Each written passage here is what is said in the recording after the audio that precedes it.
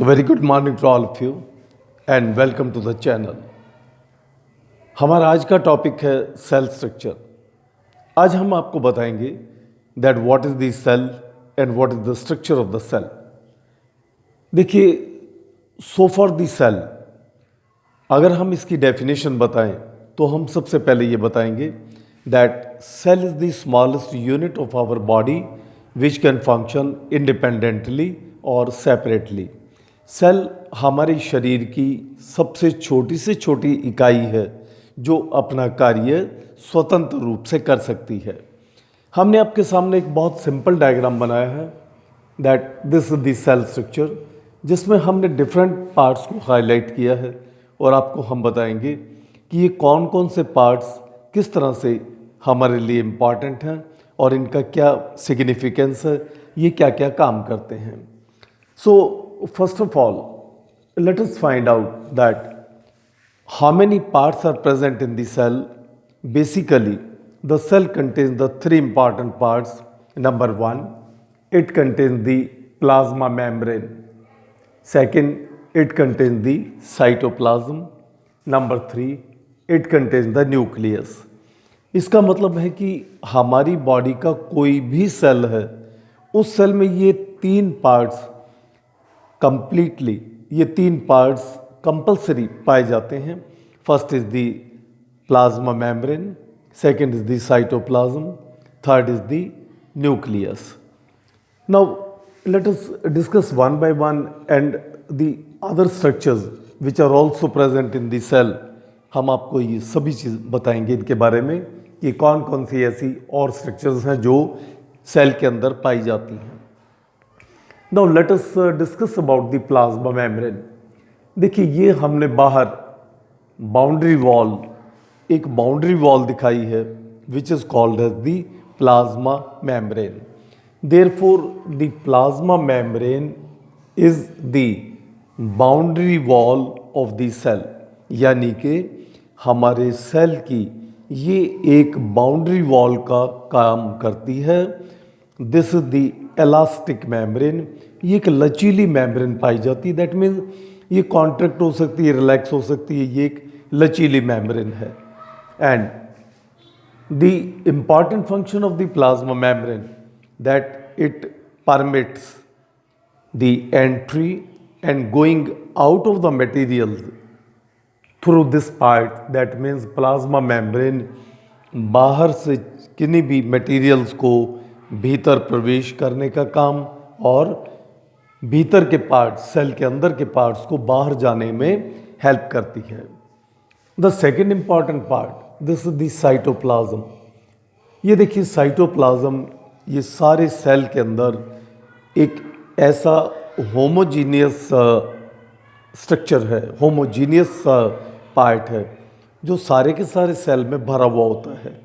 Homogeneous का मतलब है कि ये अगर हम इसको किसी भी जगह से देखें, ये सब जगह से एक जैसा ही पाया जाता है अपनी कंपोजिशन में।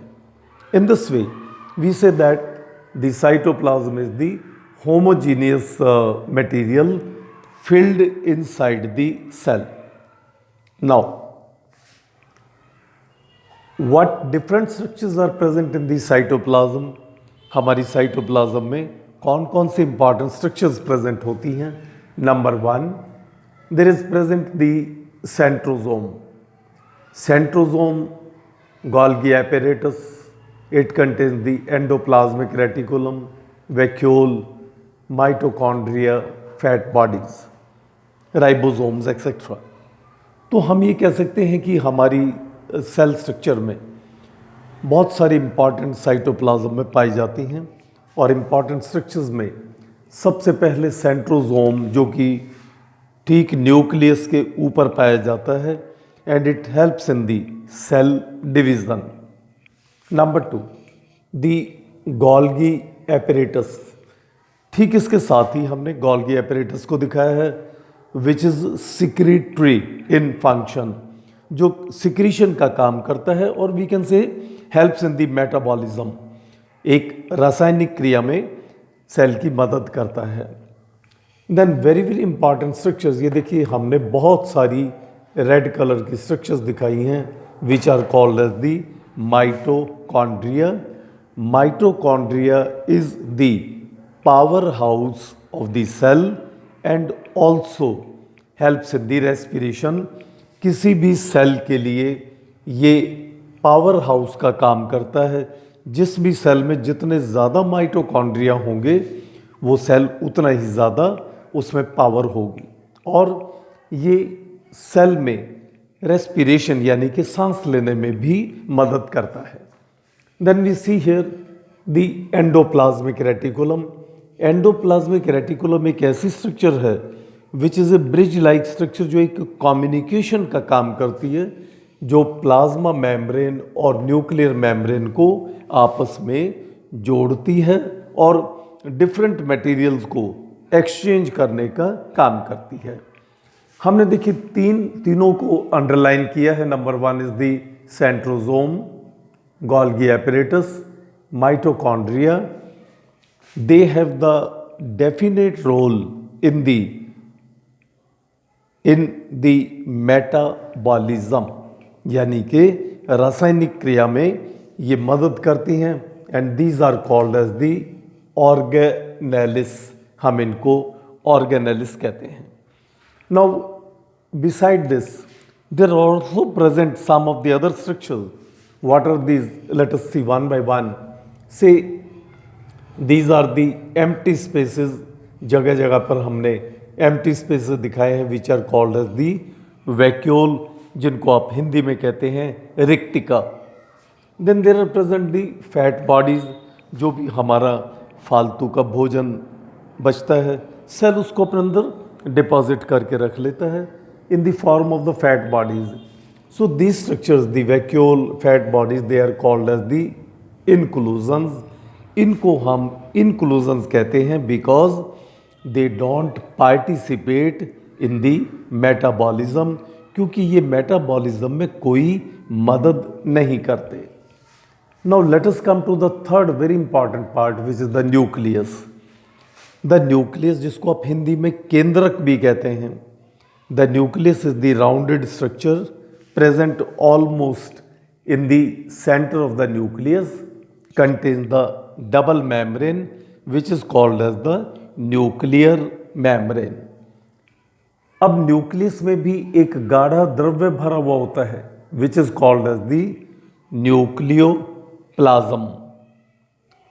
It also contains the rounded body which is called as the nucleolus. ये देखिएगा एक राउंडेड बॉडी प्रेजेंट है which is called as the nucleolus, which contains the RNA, that is the ribonucleic acid. And then there are present the thread like structures which are 46 in number in the humans. मनुष्य में इनकी संख्या 46 पाई जाती है which are present in the pairs. That means ये 23 pairs के अंदर पाए जाते हैं. And these chromosomes they contain the DNA. इनमें DNA present होता है, deoxyribonucleic acid, which contains the genes and pass the characters of the parents to the children or offsprings, जो बच्चों में माता पिता के गुणों को आगे भेजता है. That is the DNA which contains the genes and the chromosomes which are 46 in number. So in this way we explain that this is the structure of the human cell, जो इस तरह से जिसके 3 important part हैं, the plasma membrane, cytoplasm, nucleus, और हमारा cell इस तरह से हमारी बॉडी के अंदर प्रेजेंट होता है. Please like the video, share the video and subscribe the video. Thank you very much.